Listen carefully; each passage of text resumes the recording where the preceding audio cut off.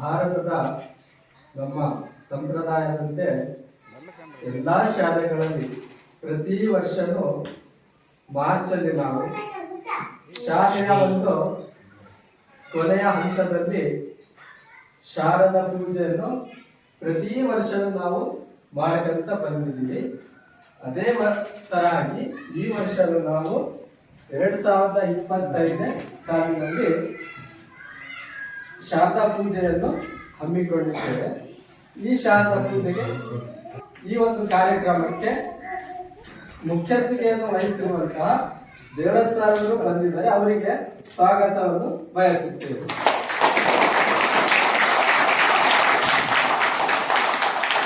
ಅದೇ ರೀತಿಯಾಗಿ ಈ ಒಂದು ಕಾರ್ಯಕ್ರಮದ ಮುಖ್ಯ ರೂವಾರಿ ಆಗಿರುವಂತಹ ಈ ಕಾರ್ಯಕ್ರಮದ ಎಲ್ಲ ಕೆಲಸಗಳನ್ನು ವಹಿಸಿರುವಂತಹ ಬೀಳ್ಕೊಡುಗೆ ಸಮಾರಂಭ 7ನೇ ತರಗತಿ ವಿದ್ಯಾರ್ಥಿಗಳಿಗೆ ಬೀಳ್ಕೊಡುಗೆ ಸಮಾರಂಭ ಏನು ಮಾಡಬೇಕು?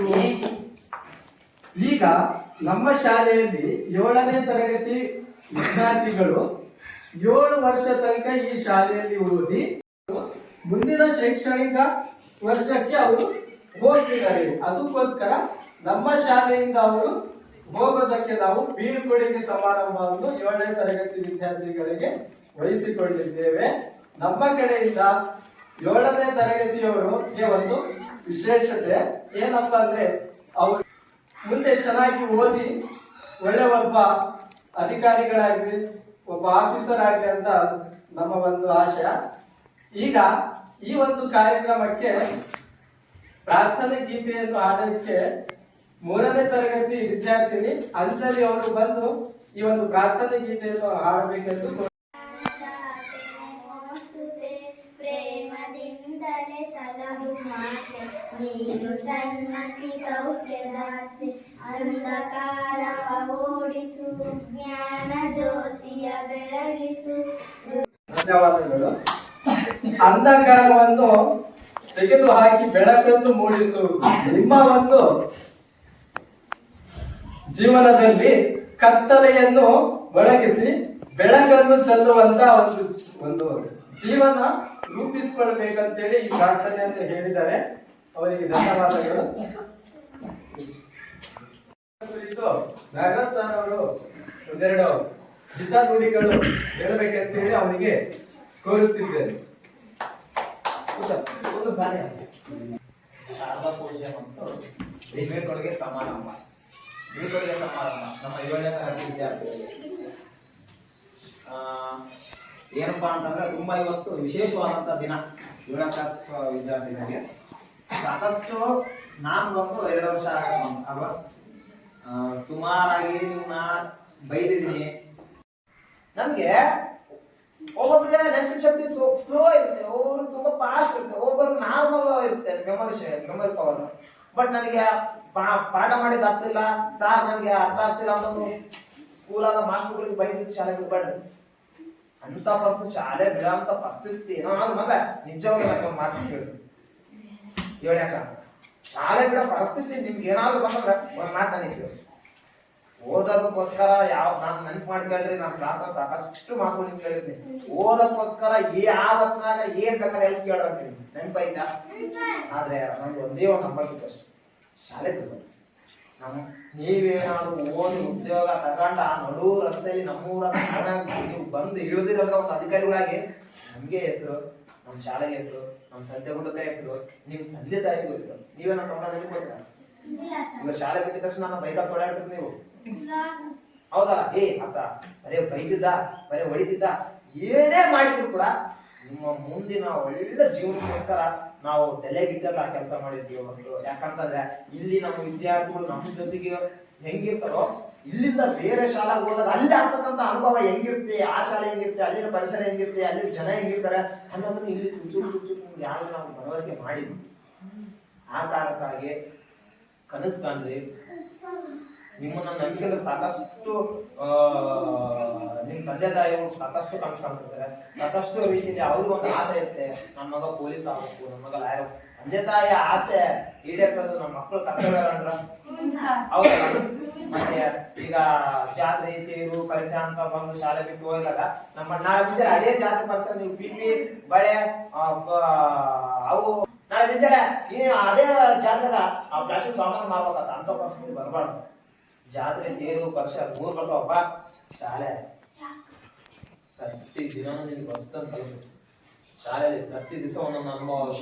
ಶಾಲೆಯಲ್ಲಿ ಪ್ರತಿ ಶಿಕ್ಷಕರು ಕೂಡ ಏನೋ ಕಲಿಸ್ಬೇಕು ಅಂತ ಒಂದು ರಾತ್ರೆಲ್ಲ ಯೋಚನೆ ಮಾಡಿ ನಿಮ್ಮ ಮುಂದೆ ಬಂದಿದ್ದ ಇವತ್ತು ನಾವು ಅಭ್ಯಾಸರ ಆಗಿರ್ಬೋದು, ನಮ್ಮ ಶಾಸ್ತ್ರ ಆಗಿರ್ಬೋದು, ಇವತ್ತು ನಾವು ಟೀಚರ್ ಆಗಿವಲ್ಲ, ನಮ್ಗೆ ಉಣ್ಣಕ್ ಬರ್ತಲ್ಲ, ನೀವು ಕೊಡೋ ಅನ್ನದ ತುಂಬಿಸೋದು ನಿಮ್ಮಿಂದ ನಮ್ಗೆ ಅನ್ನ ಬರೋದು, ನಿಮ್ಮಿಂದ ನಾವು ಇವತ್ತು ರಾತ್ರಿ 3 ಹೊತ್ತು ಊಟ ಮಾಡೋದು. ಯಾವತ್ತು ನಾವು ನಿಮಗೆ ಮೋಸ ಮಾಡೋದು ಅದೇ ಶಾರದೆ ಮುಂದೆ ನಾನು ಇದ್ದೇ ಯಾವತ್ತು ನಾವು ನಿಮ್ಗೆ ಮೋಸ ಮಾಡೋದು. ಪರ್ಸನಲ್ ಆಗಿ ನಾನು ಅನ್ನೋದು ಕೂಡ ಯಾವತ್ತು ನಾನು ತೀರ್ಸೇನೆ. ಯಾಕಂತಂದ್ರೆ ಕಲ್ಸಕ್ ಬಂದಿನ ಕಂಡ್ರು ಚೆನ್ನಾಗಿ ಕಲಿಸ್ನೆ, ಕಷ್ಟ ಬಿದ್ದು ಒಳ್ಳೆ ಜಾತಕಾಡಲಿ, ಚೆನ್ನಾಗಿ ಬದುಕ್ಬೇಕಂತ ಕಾಡಲಿ, ಚೆನ್ನಾಗಿ ಬದುಕ್ಬೇಕು ಅಂತ ನಾನು ಎಷ್ಟು ಮಾತಾಡಿದ್ರೆ ಅಷ್ಟೇ ನಿಮ್ಗೆ ಹೇಳೋದು. ಶಾಲೆ ಬಿಡ್ಬೇಡ್ರಪ್ಪ. ಶಾಲೆ ಬಿಟ್ರೆ ಬಹಳ ಕೆಟ್ಟ ದಿನಗಳನ್ನ ನಾವು ಅನುಭವಿಸ್ಬೇಕಾಗುತ್ತೆ. ಚೆನ್ನಾಗಿ ಕುಂತು ಹೋದ್ರಿ, ನಿಮ್ಗೋಸ್ಕರ ಹೋದ್ರಿ, ನಿಮ್ಮ ಮುಂದಿನ ಜೀವನಕ್ಕೋಸ್ಕರ ಹೋದ್ರಿ, ನಿಮ್ಮ ತಂದೆ ತಾಯಿಗೋಸ್ಕರ ಹೋದ್ರಿ, ನಿಮ್ಮ ಮುಂದಿನ ಭವಿಷ್ಯಕ್ಕೋಸ್ಕರ ಹೋದ್ರೆ ನಿಮಗೆ ನೀವು ಹೋದ್ರಪ್ಪ. ಯಾಕಂತಂದ್ರೆ ಇದಕ್ಕಿರೋ ಶಕ್ತಿ ಬೇರೆ ಯಾವುದೂ ಇಲ್ಲ. ಈ ಶಿಕ್ಷಣಕ್ಕೆ ಇರ್ತಕ್ಕಂಥ ಶಕ್ತಿ ಬೇರೆ ಯಾವುದೂ ಇಲ್ಲ. ಒಬ್ಬ ಹುಡುಗರಿಗೆ ಟೀಚರು ಒಂದ್ ಕಡೆ ಒಂದು 10 ಲಕ್ಷ ಇಟ್ಟಂತೆ, ಇನ್ನೊಂದ್ ಕಡೆ 100 ಪುಸ್ತಕ ಇಟ್ಟಂತೆ. ಯಾಕೆ ತಗೊಂಡಿರ್ತಾನ ಅವನು? ಯಾಕೆ ತಗೊಂಡಿರ್ಬೋದು ಹೇಳು?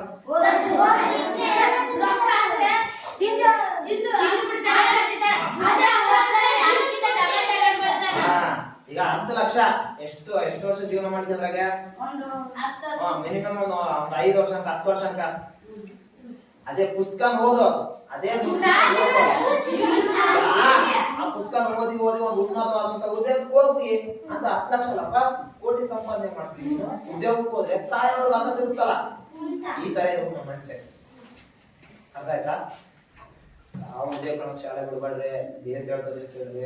ಶಾಲೆ ಬಿಟ್ಟ ಮಕ್ಕ ನಾವು ನೋಡಕ್ಕೆ ಹೋಗೋದಿಲ್ಲ, ನಾವು ಬಿಡಕ್ಕೆ ಫಸ್ಟ್. ಶಾಲೆ ಬಿಟ್ಟಾರ ಯಾವತ್ತು ನಾವು ಕಣ್ ಮುಂದೆ ಬರ್ಬಾರ್ದು. ಕಣ್ ಮುಂದೆ ಯಾರು ಬರ್ತೀವಿ ಗೊತ್ತಾ? ರೆಗ್ಯುಲರ್ ಶಾಲೆಗೆ ಹೋಗ್ತಾರಲ್ಲ, ಕಾಲೇಜಿಗೆ ಹೋಗ್ಬೋದು. ನನ್ನ ಎದುರಿಗೆ ನೀವು ಉದ್ಯೋಗ ತಗೊಳ್ಳಿ, ನನಗೆ ಆಗ ಖುಷಿನೇ ಬೇರೆ. ನನಗೆ ಆಗ ಖುಷಿ ನಿಮ್ ತಂದೆ ತಾಯಿಗಿಂತ ಹೆಚ್ಚು ಖುಷಿ ಪಡ್ತಾನ. ಯಾಕಂತಂದ್ರೆ ನಮ್ ಕೈಗೆ ಹೋಗ್ತಾರ, ನಮ್ ವಿದ್ಯಾರ್ಥಿ ಜಾತಕ. ನನಗೆ ಯಾವತ್ತೂ ನೀವು 1 ರೂಪಾಯಿ ಕೊಡ್ಬಾರ್ದು. ಸರ್ ತಗೊಳ್ಳಿ ಸರ್, ನಾನು ನಿಮ್ಗೆ ಕಲಿಸಿಗೆ ಅಂತ ನಾನು 100 ರೂಪಾಯಿ ಕೊಡ್ಬಾರ್ದು, ನಾನು ಟೀ ಕುಡಿಸ್ಬಾರ್ದು. ಯಾಕಂತಂದ್ರೆ ಇಲ್ಲಿ ನೀವು ಅನ್ನ ಹಾಕಿದ್ರಿ ಗೊತ್ತ, ನನಗೆ ನೀವು ನನಗೆ ಅನ್ನ ಹಾಕಿದ್ರೆ ನಾನು ನಿಮ್ಗೆ ಕಲಿಸ್ಲಿಕ್ಕಿತ್ತು. ಅದೇ ನನಗೆ ನೋವು ಏನಪ್ಪಾ ಅಂತಂದ್ರೆ, ನೀವು ಹಬ್ಬದ ಶಾಲೆ ಬಿಟ್ಟು ನನ್ನ ಕಡೆ ಬೇರೆಯವರು ಕೂಲಿ ಮಾಡ್ತಾರಲ್ಲ, ಅದಕ್ಕಿಂತ ದೊಡ್ಡ ನೋವು ನನಗೆ ಮತ್ತೊಂದು ಯಾವುದಿಲ್ಲ. ನನ್ನ ನೋವನ್ನೆಲ್ಲ ತೆಗೆದಿಟ್ಬಿಡ್ತೇನೆ. ನೀವು ಆ ಕೆಲಸ ಮಾಡ್ಬೇಕಲ್ಲ, ಮಾಡ್ತಾರ? ಕೂಲಿ ಹೋಗ್ತಾರ? ಅರ್ಥ ಆಯ್ತಾ? ನಾನು ಎಷ್ಟು ಮಾತಾಡಿದ್ರೆ ಅಷ್ಟೇ. ಇವತ್ತು ನಿಮ್ಮ ಸುಂದರ ಕ್ಷಣ, ಇವತ್ತು ನಿಮ್ಮ ದಿನ, ಇವತ್ತು ಚೆನ್ನಾಗಿ ಮಕ್ಕಳಿಂದ ಚೆನ್ನಾಗಿ ಎಂಜಾಯ್ ಮಾಡ್ರಿ.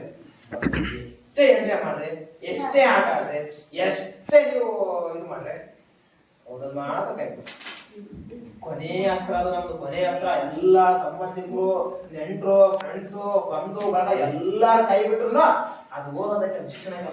ಕೊನೆ ಅಸ್ತ್ರ ನಮ್ದು, ಕೈ ಬಿಡಲ್ಲ ನಮ್ದು. ಅದಕ್ಕೆ ನಾನು ನಿಮ್ಮ ಹತ್ರ ಬಹಳ ಸ್ಪಷ್ಟ ತುಂಬಾ ಎಲ್ಲ ತೆಗಿತಾನ, ತಕ್ಕ ಅಂತ ಎಲ್ಲ ತೆಗಿತಾನೆ. ಆ ಎಲ್ಲಾನು ತೆಗೆದಾಗ ಅವನು ಸುಂದರವಾದಂತ ಮೂರ್ತಿ ಆಗುತ್ತೆ. ಅವಾಗ ಮಾತ್ರ ಅದನ್ನ ದೇವರು ಅಂತ ನಾವು ಪೂಜೆ ಮಾಡ್ತೀವಿ. ಮೊದಲದಾಗಿ ಅದು ಏನಾಗಿರುತ್ತೆ ಅಂದ್ರೆ ಅದೊಂದು ಕಲ್ಲಾಗಿರ್ತದೆ ಅಷ್ಟೇ. ನಾನು ಕೂಡ, ನಾವೆಲ್ಲಾ ಶಿಕ್ಷಕರು ಕೂಡ ನಿಮ್ಮಲ್ಲಿ ಪ್ರಯತ್ನ ಪಟ್ಟಿದ್ದು ಏನಪ್ಪಾ ಅಂತಂದ್ರೆ, ನಿಮ್ಮಲ್ಲಿ ಇರ್ತಕ್ಕಂಥ ನೆಗೆಟಿವ್ಸ್ ಏನೋ, ನನ್ನ ಕೈಲಾಗಲ್ಲ, ನಾನು ಓದಕ್ಕಾಗಲ್ಲ, ನನ್ನ ಕೈಲಿ ಬರೆಯಕ್ಕಾಗಲ್ಲ, ನಿಮ್ಮಲ್ಲಿ ಇರ್ತಕ್ಕಂಥ ಸೋಮಾರಿತನ ಏನಿರ್ತಲ್ಲ, ನಿಮ್ಮಲ್ಲಿ ಇರ್ತಕ್ಕಂಥ ಸೋಮಾರಿತನ ಹೆಂಗಾದ್ರು ಮಾಡಿ ಒಳಗೆ ಓಡಿಸಿ ಇವು ನಿಮ್ಗೆ ನಿಮ್ದೇ ಆದಂತ ಮನಸ್ಥೈರ್ಯ, ಆತ್ಮಸ್ಥೈರ್ಯವನ್ನು ತುಂಬತಕ್ಕಂಥ ಕೆಲಸವನ್ನ ಮಾಡ್ಬೇಕು ಅಂತಂದು ಸಾಕಷ್ಟು ರೀತಿಲಿ ನಿಮ್ಮನ್ನ ತಿದ್ದಲಿಕ್ಕೆ ಹೋಗ್ಬೇಕಂತ ನಾನು ಇಲ್ಲಿ.